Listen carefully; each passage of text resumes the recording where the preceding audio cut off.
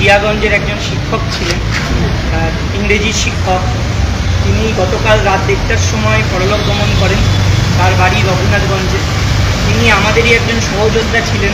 গত কয়েকদিন ধরে তিনি প্রচণ্ড দুশ্চিন্তায় ছিলেন, এবং যেহেতু এই প্যানেলটা ক্যান্সেল হয়েছে এবং দুর্নীতির কারণে চাকরিটা গেছে, তাই তিনি সেই মানসিক যন্ত্রণা সহ্য করতে পারেননি। স্ট্রোকে তিনি মারা গেছেন। আমরা এটুকু জানাই যে আজকে মুখ্যমন্ত্রী সাংবাদিক বৈঠক করে দুদিন আগে ঘোষণা করেছেন যে নতুন পরীক্ষা হবে। উনি দুটো পদ্ধতির কথা বলেছেন। প্রথমেই বলেছেন যে পরীক্ষা, দ্বিতীয়ত বলেছেন রিভিউ। আমরা তার বক্তব্যের সঙ্গে সহমত পোষণ করছি, কারণ একজন রাজ্যের মুখ্যমন্ত্রী তিনি জানেন যে কত বড় একটা দুর্নীতি হয়েছে, যার জন্য আজকে আমাদেরকে রাস্তায় বসে থাকতে হচ্ছে, ঘুমাতে হচ্ছে। ন্যায়ালয়ের দরজা বারবার খটখট করতে হচ্ছে শুধুমাত্র দুর্নীতির কারণে। কিন্তু আজকে তিনি বলছেন যে রিভিউটা 2 নম্বরে আর 1 নম্বরে পরীক্ষা।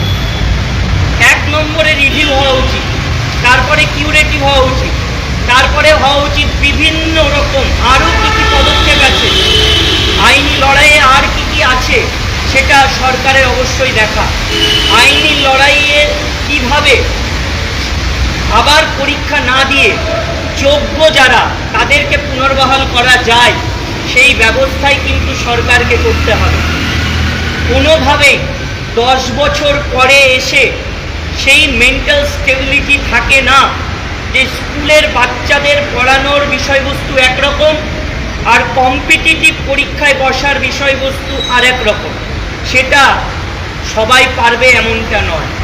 কারোর বয়স বেড়েছে, কেউ হার্টের রোগে আক্রান্ত, অনেকেই আছেন যারা প্রেগনেন্ট ম্যাডাম রয়েছেন, অনেকেই আছেন ব্রেন স্ট্রোকে আক্রান্ত। তারা কি করে পরীক্ষা দেবে?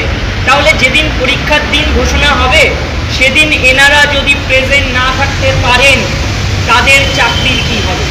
তার দায় কে নেবে? আমরা দেখতে পাচ্ছি মুখ্যমন্ত্রী বলছেন যে যারা চাকরির পরীক্ষায় বসতে পারবে না, যাদের টাকা ফেরত দেওয়ার কথা বলা হয়েছে, তাদেরকে নাকি অন্য ডিপার্টমেন্টে চাকরি দেওয়া হবে। মানে ভাবুন তো, যারা দুর্নীতির সাথে জড়িত তাদের একটা নিশ্চয়তা এলো, আর আমরা যারা যোগ্য আমরা সেই অনিশ্চয়তার অন্ধকারেই থাকলাম যে পরীক্ষা দেব, কার হবে কার হবে না এটার কোনো ঠিক নেই।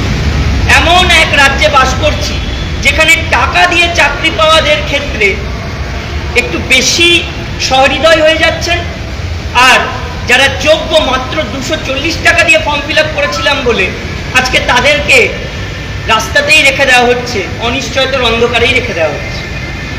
আমরা এর বিরুদ্ধে আগামীকাল 30শে মে শুক্রবার শিয়ালদা থেকে একটা মহা মিছিল করব।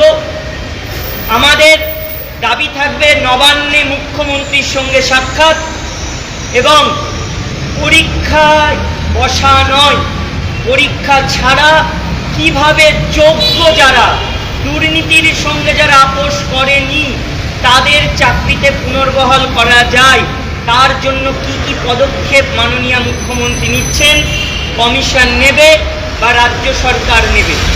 আমরা কালকে যে মিছিল করব সেই মিছিল হবে অর্ধনগ্ন মিছিল। শিক্ষক শিক্ষিকা শিক্ষাকর্মীরা তারা অর্ধনগ্ন অবস্থায় মিছিল করবেন। তার একটাই কারণ যে আজকে সরকারি দুর্নীতি, কমিশন পর্ষদের দুর্নীতি, তারা এই শিক্ষা ব্যবস্থাকে এবং আমাদের যোগ্য চাকরিহারাদেরকে আজকে নগ্ন করে ছেড়ে দিয়েছে।